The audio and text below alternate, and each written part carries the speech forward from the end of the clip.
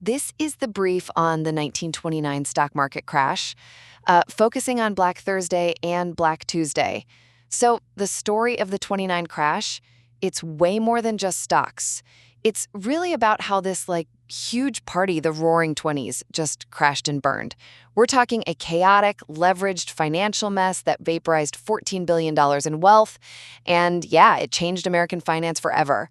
So, how did it all go down? Let's hit the key points. First off, the whole thing was basically fueled by crazy amounts of unregulated leverage, buying on margin. This let everyday folks jump into high-stakes trading, sometimes putting down just 10%. It got so widespread, people said even shoeshine boys were giving stock tips.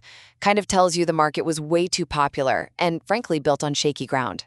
Second, you get the first big hit, Black Thursday, October 24th. The market opens, bam, down 11%. Total free fall. So these powerful New York bankers, they cook up this big dramatic rescue. They send Richard Whitney, the NYSE vice president, out to publicly buy a ton of U.S. Steel shares way above the falling price. It worked for a bit. The market only closed down 2%, and headlines wrongly screamed the crisis was over.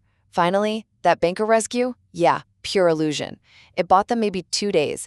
Black Tuesday, October 29th, that was the real catastrophe.